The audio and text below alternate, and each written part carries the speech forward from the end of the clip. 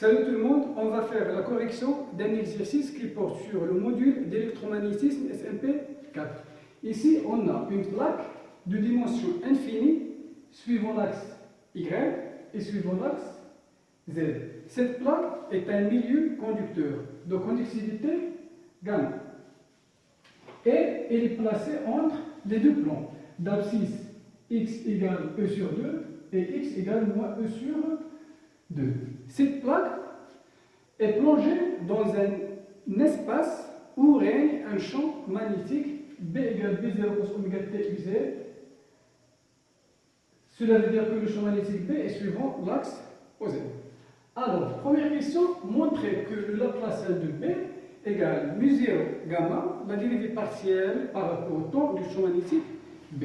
Donc, je commence d'abord par écrire les quatre équations de Maxwell, ainsi que la loi locale d'Ohm. Donc, l'équation de Maxwell-Gauss, c'est la divergence de E égale ρ sur epsilon 0. Et l'équation de Maxwell-Thomson, ou Maxwell-Flux, c'est la divergence de B égale 0. Ces deux équations sont toujours valables, quelle que soit l'origine. Et rotationnée de E égale moins la dérivée de B par rapport au temps, dans un régime quelconque. Et rotationnée de E, l'équation de Maxwell-Ampère de B, c'est mu0 J plus mu0 epsilon 0, la dérivée de E par rapport au temps. Voilà. Et la loi d'Ohm locale, c'est J est proportionnelle, la densité volumique du courant est proportionnelle au champ électrique E. Voilà. Donc, ici, on travaille dans l'approximation des régimes quasi-stationnaires. Cela veut dire que on néglige ce terme devant celui-là. Ce terme représente le courant de déplacement et ce terme représente le courant de conduction. Donc, dans l'approximation des régimes quasi-stationnaires, on néglige ce terme devant celui-là. D'accord? Et la divergence de J égale 0, c'est-à-dire la dérivée de ρ par rapport au temps est nulle. Très bien. Donc, ici, d'abord, il faut savoir que ce champ magnétique B0 cos oméga t, d'après cette équation, une variation de le temps d'un champ magnétique B, le voilà, engendre un champ électrique E variable. D'accord? Voilà l'interprétation de l'équation Maxwell-Faraday. C'est-à-dire, une variation du champ magnétique B de le temps, le champ magnétique B ici est variable de le temps, il va créer un champ électrique E dans la plaque. Et d'après la loi d'Ohm locale, ce champ électrique E créé va, de sa part, créer une densité volumique de courant G. Alors ici, on aura la circulation d'un courant G. D'accord? Et ce courant J, d'après l'équation de Maxwell-Ampère, va, de sa part, induire un champ magnétique B dans la plaque. Alors, le champ magnétique B dans la plaque sera modifié. Je répète. Ici, d'après l'équation de Maxwell-Faraday, une variation du champ magnétique B de le temps induit un champ électrique E variable. Et le champ électrique E dans la plaque induit une densité volumique de courant J. Alors ici, on aura une circulation d'une densité volumique de courant J. Ce courant J, d'après l'équation de Maxwell-Ampère, J, va induire de sa part un champ magnétique B. Donc ici, le champ magnétique B sera modifié dans la plaque. D'accord? Alors ici, on calcule le champ magnétique de la plaque, qui sera d'après ce que je viens d'expliquer, qui sera modifié. Donc, je réponds maintenant à la question. Rotationnel de E, c'est moins la dérivée de B par rapport au temps. Et rotationnel de B, dans l'approximation d'origine quasi stationnaire, c'est mu0G. Je remplace E par G sur gamma, d'après la loi d'Ohm locale. Donc, je trouve rotationnel de G sur gamma égale moins gamma, la dérivée de B, par rapport au temps. J'ai remplacé E par G sur gamma. Donc, je vais introduire ici l'opérateur rotationnel. Je dois me débarrasser de G. D'accord? Je dois me débarrasser de G pour trouver une équation différentielle qui ne dépend que de la fonction B. Donc, plutôt, je vais introduire l'opérateur rotationnel ici. Donc, je prends rotationnel, rotationnel. Donc, rotationnel de B égale mu0G, mu0 rotationnel de G. Rot, c'est grade divergence de B, grade divergence de B égale mu0 rotationnel de G, c'est moins gamma. Je remplace rotationnel de G par son expression. C'est moins gamma, la dérivée de B par rapport au temps. Pardon, grade divergence moins lambda de B égale mu0. Et rotationnel de G, c'est moins gamma, la dérivée de B par rapport au temps. La divergence de B est toujours nulle, d'après l'équation de Maxwell-Thomson. Donc, je retrouve lambda de B égale mu0 gamma, la dérivée de B par rapport au temps. Voilà la solution de la première question. Et je passe à la deuxième. En supposant que le champ magnétique en X égale E sur 2, ici, voilà, sur cette interface de O, s'écrit en notation complexe B égale B0 exponentielle oméga T UZ. Déterminer la distribution du courant volumique J au sein de la plaque. On calcule G au sein de la plaque, c'est-à-dire le courant J induit.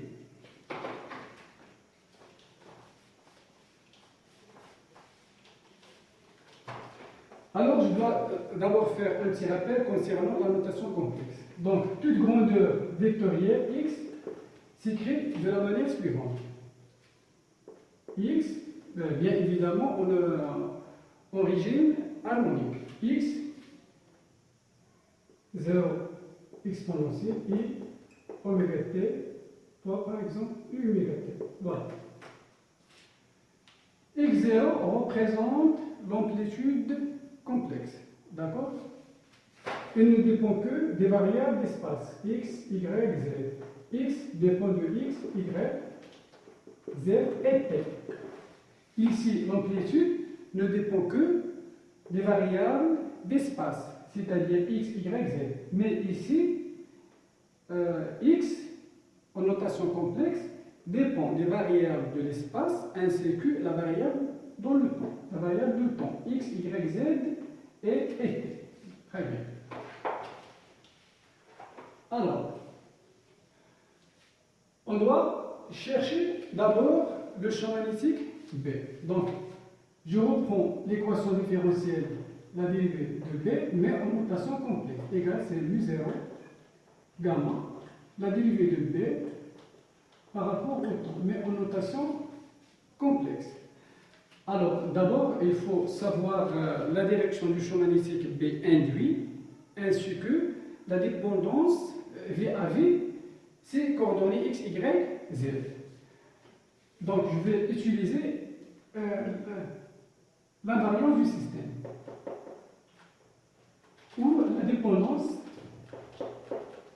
la dépendance de B V à V les variables x, y et z. Ici, on a la distribution est invariante par translation suivant l'axe z, ainsi que suivant l'axe y, puisque la plaque est de dimension infinie suivant l'axe z et y. Le système de distribution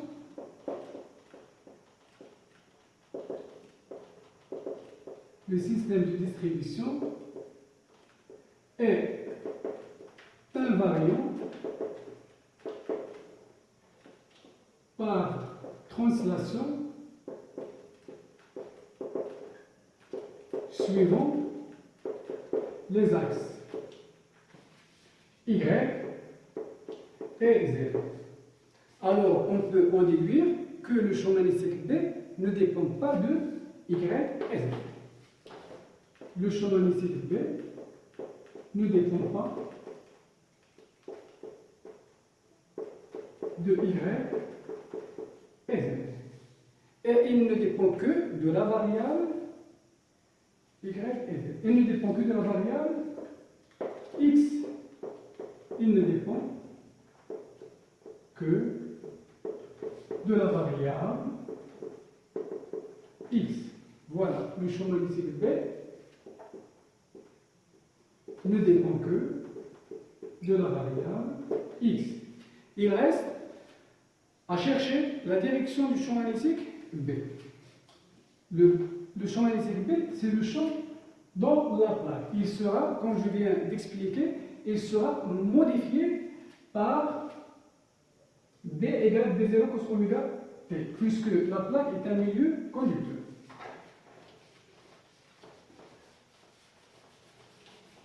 Donc ici, sur cette interface ainsi que l'interface de fond, le champ magnétique B est suivant UZ. Voilà.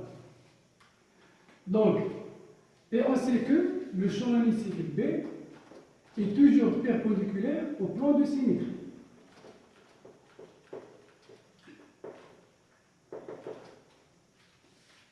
Ici, je parle de B. Voilà, B c'est B0 cos oméga T. Je ne parle pas du champ magnétique B modifié dans la plaque. Je ne parle que de B sur l'interface. B c'est B0 cos oméga T UZ. Il ne dépend pas des variables, de la variable x. Donc B est toujours perpendiculaire au plan de symétrie. Alors voilà, B, il est suivant UZ, voilà le champ magnétique B. Et le champ magnétique B est toujours perpendiculaire au plan de symétrie. Alors ce plan,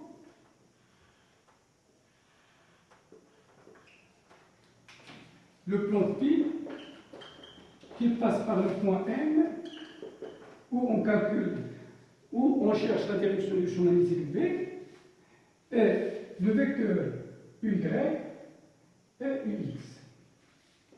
UY et UX est un plan de symétrie. Alors, ce plan, puisque le plan qui passe par le point L et qui est formé par UX et Y est un plan de symétrie pour la distribution du courant. Donc ici, j'aurai J. Voilà. Puisque le champ magnétique B est toujours perpendiculaire au plan de symétrie. Donc voilà la direction du champ magnétique B. Voilà le plan qui est perpendiculaire à B. Cela veut dire que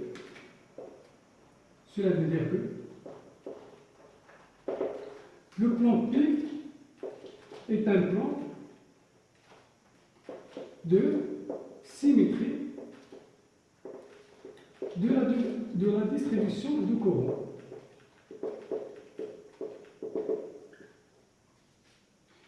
Voilà J. Alors, le plan P, qui passe par le point I, et qui est formé par UY et UZ, UX et Y. Donc, ce courant J va induire un autre champ magnétique. D'accord? Le courant J va induire un autre champ magnétique. D'après l'équation de Maxwell, on perd rotationnel de B égale mu0 J. Donc J va induire un autre champ magnétique dans la plaque. Ici, on s'intéresse au champ magnétique dans la plaque. D'accord? Ici, c'est le champ magnétique B dans la plaque. Ici, le champ magnétique ailleurs de la plaque. Il ne faut pas confondre le champ magnétique B dans la plaque et le champ magnétique B à l'extérieur de la plaque. Il faut faire attention là-dessus. Donc ici, le courant G va induire un champ magnétique B dans la plaque. Donc le plan P qui passe par le point M et qui est formé par UX, Y, le voilà, est un plan de symétrie. Et le champ magnétique B serait perpendiculaire à ce plan. Donc le champ magnétique dans la plaque sera perpendiculaire à ce plan. J'espère que vous avez bien compris. Il ne faut pas confondre le champ magnétique B à l'intérieur de la plaque occasionné par G et le champ magnétique B qui se trouve à l'extérieur de la plaque. Alors, G va induire un champ magnétique B qui est perpendiculaire à ce plan. Donc, il est un plan de symétrie.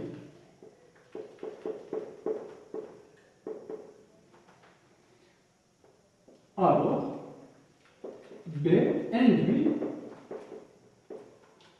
est perpendiculaire au plan P, UX, UY.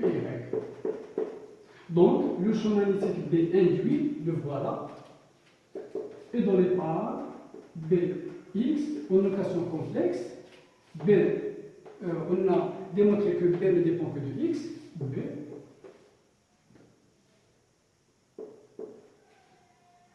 UX, UZ plutôt.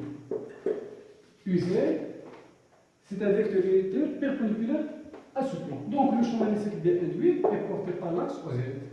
Il est orienté par le vecteur UZ. Voilà l'expression du champ magnétique B induit dans la plaque. Ne dépend que de X et la direction UZ.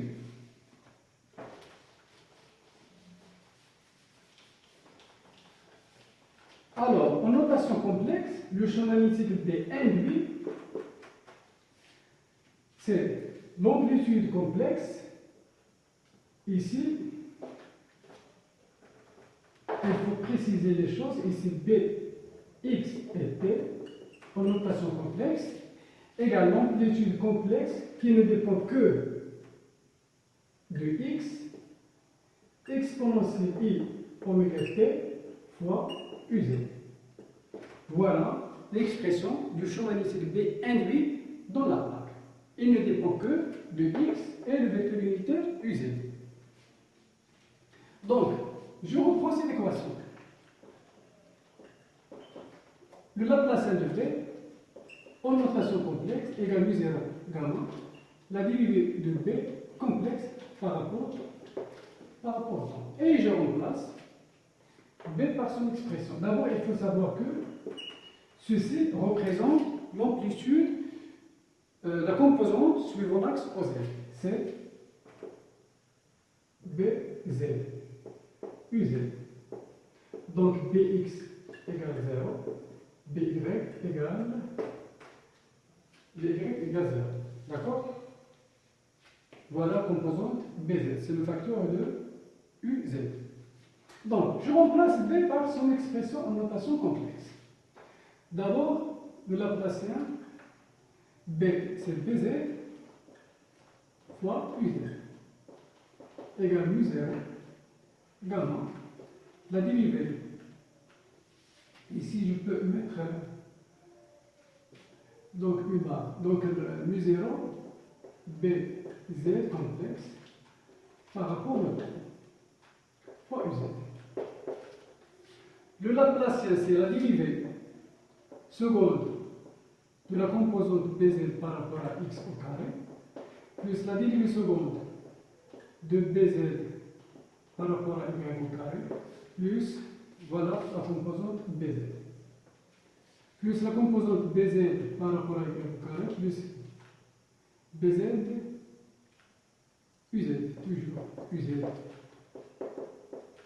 plus BZ UZ par rapport à Z au carré égale mu0 gamma la dérivée de BZ par rapport au temps fois UZ. Ici, BZ, la composante BZ, ne dépend pas de Y. Alors sa dérivée égale 0. BZ ne dépend pas de Y. BZ ne dépend pas de Z. Voilà. BZ, la composante suivant l'axe OZ, ne dépend pas de Z. Il ne dépend que de X. Donc sa dérivée par rapport à Z est égale 0. Donc il reste la dérivée de BZ, la dérivée seconde, de la composante BZ par rapport à X au carré, fois U0, égale mu0 gamma, la dérivée de BZ par rapport au temps UZ. Et je multiplie par le vecteur UZ ici, UZ ici, et je simplifie par UZ. Voilà l'équation différentielle. Il reste à trouver la solution de cette équation différentielle. Donc d'abord, je remplace BZ par son expression. Voilà l'amplitude BZ. Donc c'est la dérivée seconde par rapport à x au carré. L'amplitude c'est Bx, l'amplitude complexe, exponentielle et oméga t égale mu0 gamma, la dérivée par rapport au temps de BZ. Voilà BZ. C'est Bx, exponentielle et oméga t. La dérivée seconde par rapport à x au carré de l'amplitude complexe x, exponentielle et oméga t est une constante, alors je peux la faire sortir, puisque ici la dérivée porte sur la variable x.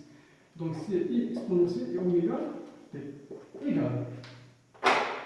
Ici, la dérivée porte sur la variable t. Donc b ne dépend que de x. Donc je peux la faire sortir. Regardez bien, b ne dépend pas de t, il ne dépend que de x.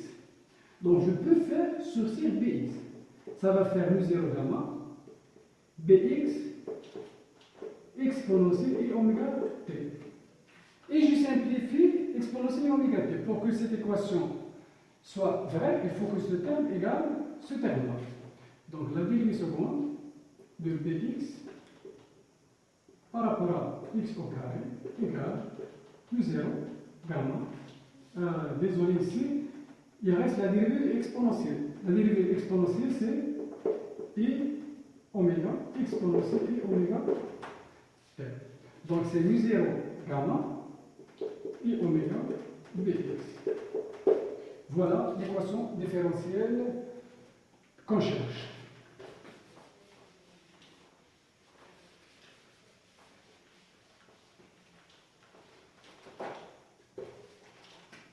La dérivée seconde de bx par rapport à x au carré, par rapport à x, égale mu0 gamma et oméga bx. Donc pour pouvoir trouver la solution de cette équation différentielle, on doit utiliser l'équation caractéristique. Je remplace la dérivée seconde par r au carré et b par 1. Donc c'est mu0 gamma i oméga. Et je dois chercher les racines de cette équation, les solutions de cette équation. Donc d'abord, on sait que i exponentielle mu0 gamma oméga, i c'est exponentielle de i pi sur 2, cos pi demi plus i sinus pi demi. Donc c'est exponentielle de i pi sur 2. Alors, les solutions de R, c'est moins ou plus de la racine carrée, c'est-à-dire cette expression à la puissance 1 demi, mu0, gamma, oméga, exponentielle de i, pi sur 2, tout au carré. Alors, tout à la puissance 1 demi. Les solutions de cette équation. Donc, R, C moins plus la racine carrée de mu0 gamma oméga fois exponentielle i pi demi à la puissance 1 demi, c'est exponentielle i pi sur 4. C'est 1 demi fois 1 demi. I pi sur 4 égale moins plus la racine carrée de mu0 gamma oméga. Exponentielle i pi sur 4, c'est cos pi sur 4, plus i sinus pi sur 4. Cos pi sur 4, c'est racine 2 sur 2, et sinus pi sur 4, c'est racine 2 sur 2, ou 1 sur racine 2. Donc, c'est 1 sur racine 2, plus i sur racine 2. Cos pi sur 4, c'est 1 sur racine 2. Égale la racine de mu0 gamma oméga. Je vais introduire ici le nombre 2 sur 2. 1 plus i. Voilà. Ici, on a déjà montré dans une vidéo précédente que ce terme est homogène à l'inverse d'une distance. Donc, la racine de 1 mu0 gamma oméga est homogène à l'inverse d'une longueur sur delta. Donc, je peux poser que la racine carrée de mu0 gamma oméga sur 2, c'est 1 sur gamma, puisque la dimension de cette expression, c'est mètre moins 1. Donc, gamma représente une longueur caractéristique de ce milieu. Donc, je remplace ce terme par 1 sur gamma. Sur gamma. Voilà les solutions de l'équation. Alors, le champ magnétique B, x, et il faut faire attention. Ici, on calcule, on résout l'équation différentielle vérifiée par x, c'est-à-dire juste par l'amplitude qui dépend de x. Ce n'est pas le champ magnétique B qui dépend de x et le temps t. Ici, on a l'équation différentielle qui ne dépend que de dx, c'est-à-dire l'amplitude complexe. Alors, bx égale à exponentielle, la première solution c'est moins 1 plus i sur delta fois plutôt x.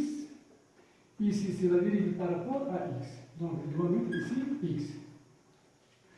Plus la variable c'est x.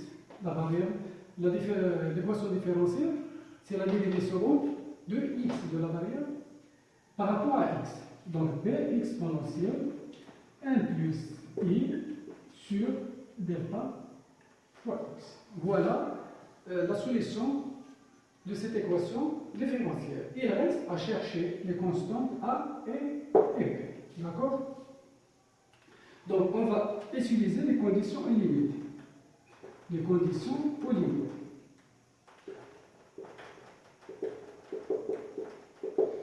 Dans l'exercice, on suppose que le champ magnétique B, lorsque x égale E sur 2, moins ou plus, c'est B0 cos oméga t. C'est B0 cos oméga t usé. Mais en notation complexe,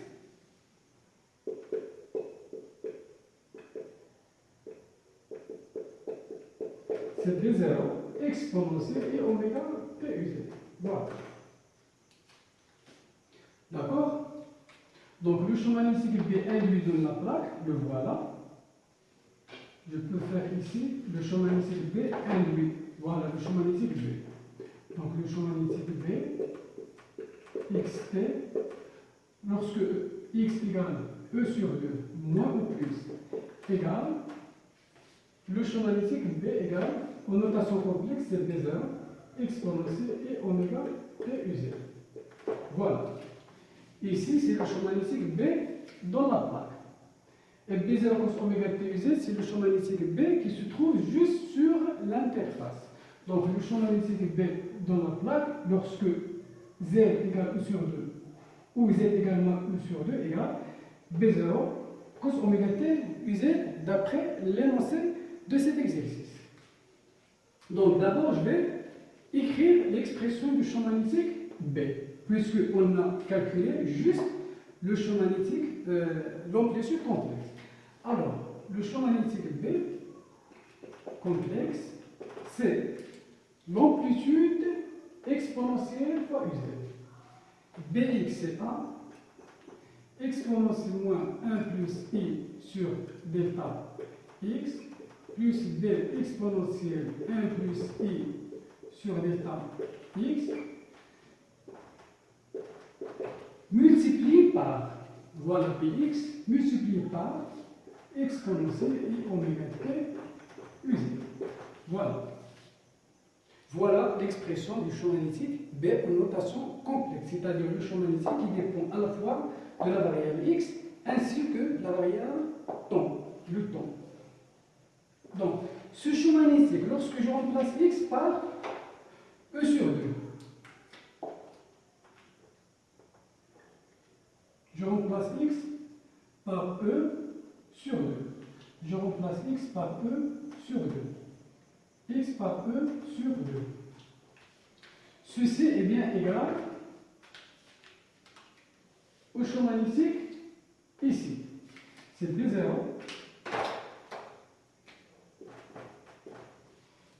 exponentielle et oméga t uz. Donc je simplifie. Exponentielle avec exponentielle, uz avec uz. Alors,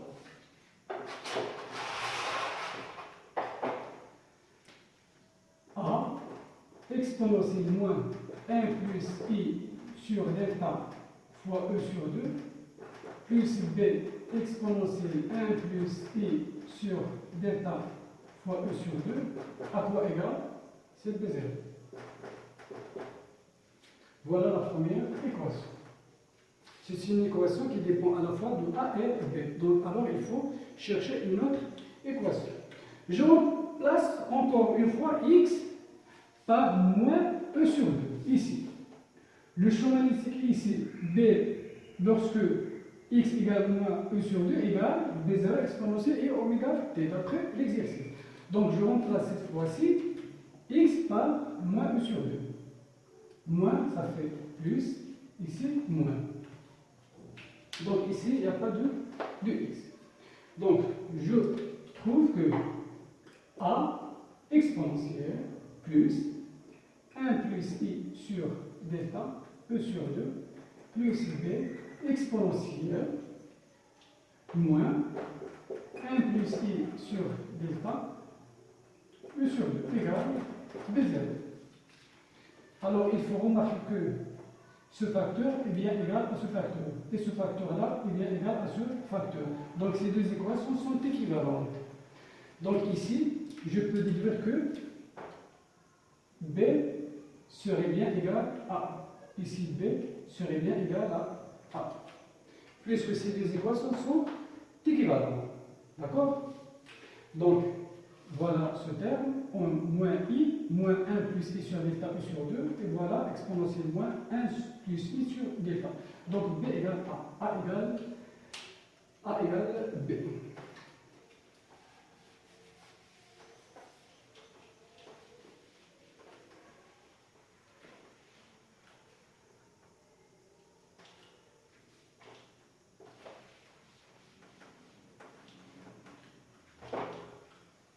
Donc A égale B. Donc je factorise par A. A, facteur, exponentielle moins 1 plus I sur delta fois E sur 2, plus exponentielle 1 plus I sur delta E sur 2, égale à B0. Voilà. Donc, A égale B0 sur, j'interchange ces deux termes, c'est exponentielle de 1 plus I sur delta E sur 2, plus exponentielle 1 plus I sur delta E sur 2, moins. Et on sait que cos hyperbolique de Z, Z est un nombre complexe. c'est exponentielle de z plus exponentielle moins z sur 2. D'accord? Donc, exponentielle de z plus exponentielle de moins z, ez plus e moins z, c'est 2 cos hyperbolique. Donc, c'est b0 sur 2 cos hyperbolique 1 plus i sur delta fois e sur 2. Voilà l'expression de A. Et B égale à B. Donc, je reviens au champ magnétique B qu'on cherche. Donc, le champ magnétique B qui dépend de X et T, complexe, c'est BX, voilà. Et je remplace A et B par l'expression. Donc, je reviens ici, c'est X, donc ici c'est X, ici c'est X. Voilà l'expression du champ magnétique B en notation complexe.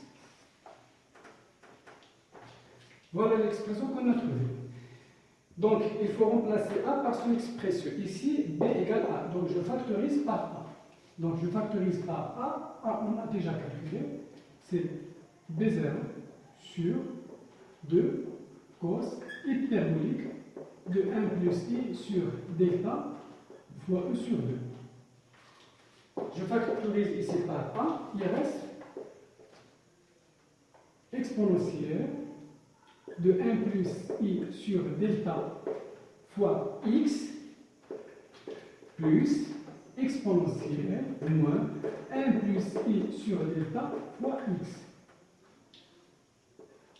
fois, il ne faut pas oublier exponentielle et oméga t, puisqu'on cherche le champ magnétique B en notation réelle, c'est-à-dire qui dépend de X et T. Donc exponentielle I oméga t fois UZ.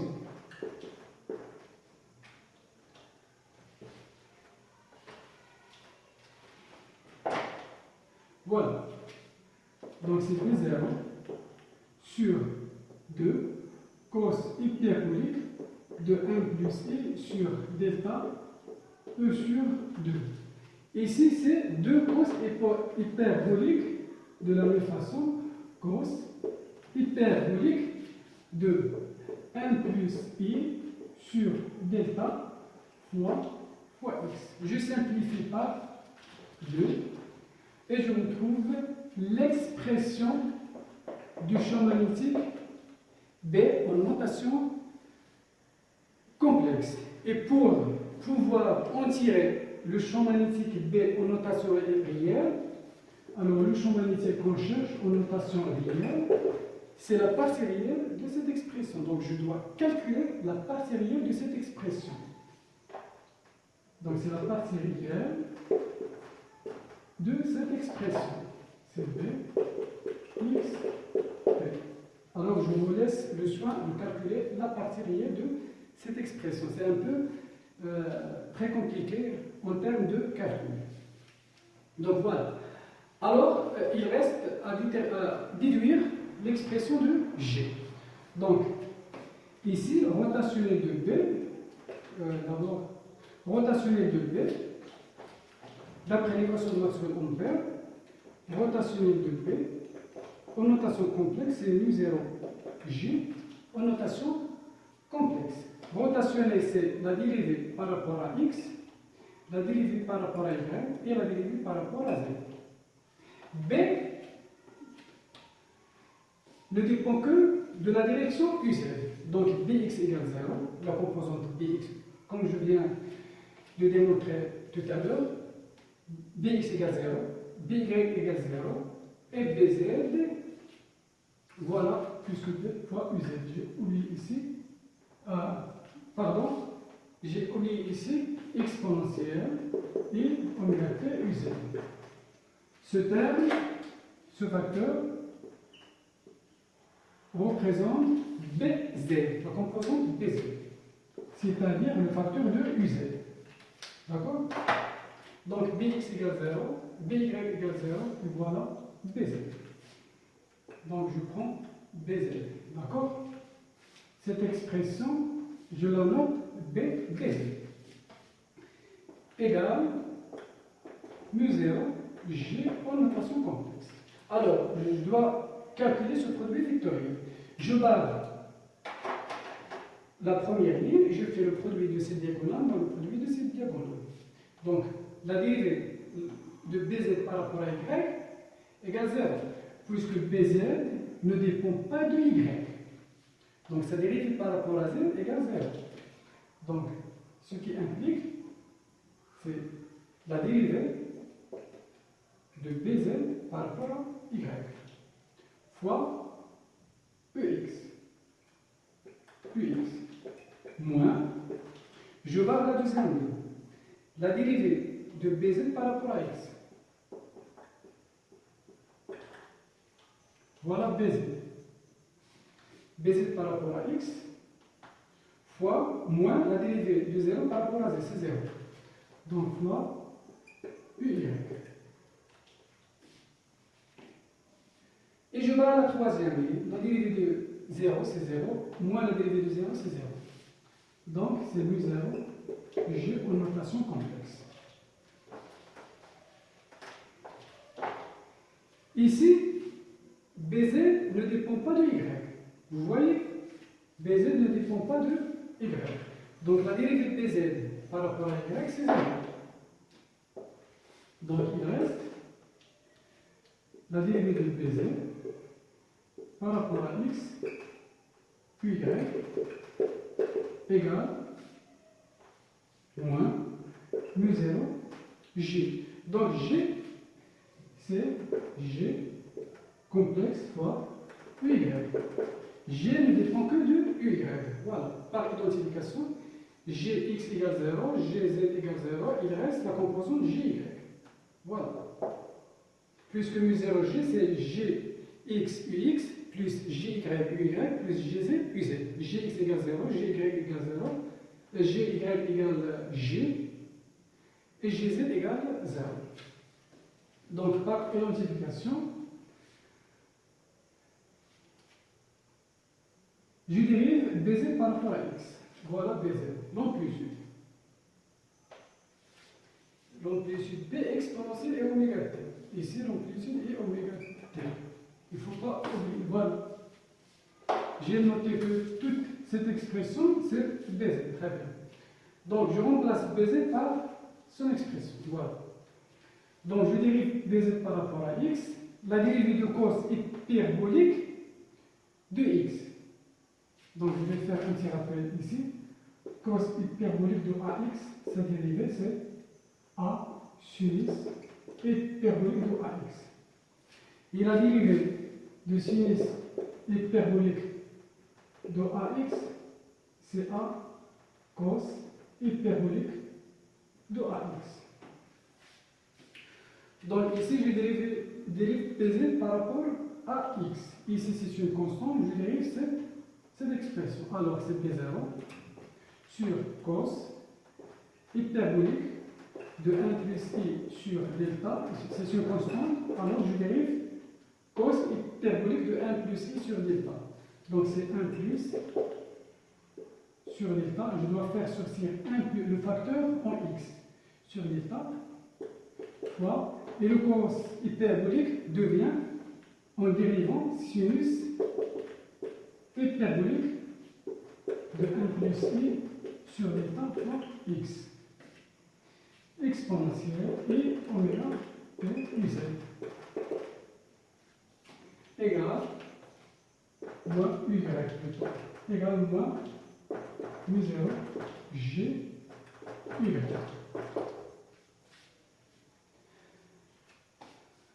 Donc je laisse ici mu0 g à la peine de l'écrire sous formule gx I plus Gy, G plus G et ZK. Donc, je vais en déduire l'expression de G. Alors, je tire ici l'expression de G. Alors, je divise par 1 moins mu0 J. Voilà la densité volumique de courant G, mais en notation complexe. qui dépend de x et t. Et pour calculer G réel, je vous laisse le soin de calculer la partie réelle, d'extraire la partie réelle.